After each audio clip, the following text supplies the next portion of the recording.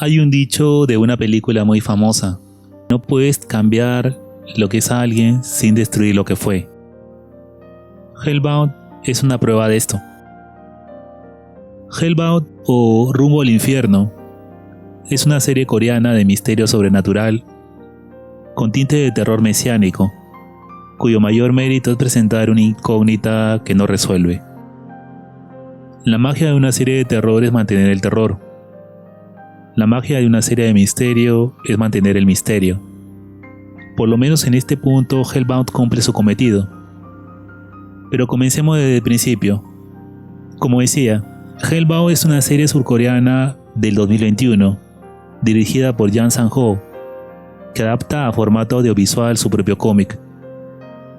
La serie cuenta la aparición de seres sobrenaturales que aparentemente vienen del infierno a condenar a pecadores a los que se les da un mensaje de condena previa. La historia seguirá esta trama a través de varios personajes, como por ejemplo el líder de la secta La Nueva Verdad, Yeon Jin-soo, que afirma que estos verdugos del infierno son la voluntad de Dios para que la gente cambie su accionar, o la del policía Yang Kyung-ho, que busca desentrañar el verdadero significado de estas muertes, y la creciente ola de fanatismo mesiánico que surge a partir de este fenómeno. En la narración vemos el sufrimiento de los condenados, que se ven sometidos a la marginación social por creerlos merecedores del castigo divino. Si bien sigue a varios personajes, más que la historia de un personaje es la historia de un suceso que cambia la visión del mundo de la gente. La línea narrativa avanza precisamente centrándose en la evolución del fenómeno, desde el principio del pánico hasta la debacle de las creencias y la duda frente a lo que realmente representan las muertes. Y es que en la historia, los espectadores se preguntarán, al igual que los personajes, ¿por qué estas personas son condenadas a ir al infierno? El director y guionista supo cómo expresar esta duda de forma clara en los 6 capítulos. Los hilos narrativos se organizan de manera coral. Los personajes están bastante bien definidos. Desde el principio sabemos quiénes son los antagónicos. El arribismo, sin embargo, tiene un motivo oculto, que no revelaré y que le da al relato un plus de intensidad y sorpresa bastante bueno. Pero por supuesto, si los surcoreanos hubieran hecho este producto sin la intervención de Netflix, el relato hubiera sido mejor. Me explico. La serie tiene el mérito de poseer poco contenido de corrección política. Este, sin embargo, se presenta de forma puntual, pero está allí. Por mencionar algunos, vemos la victimización de las mujeres en casi toda la historia. Es algo sutil, casi imperceptible.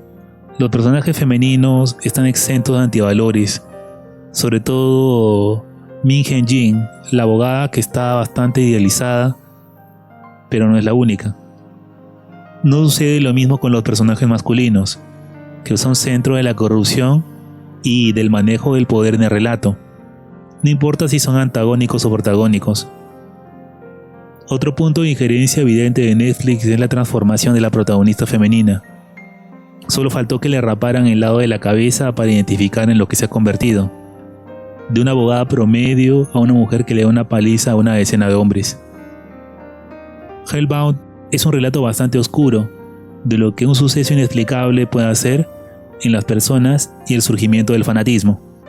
Curioso relato de crítica en una sociedad que hace mucho ha abandonado las creencias religiosas. La recomiendo por la inocencia del director.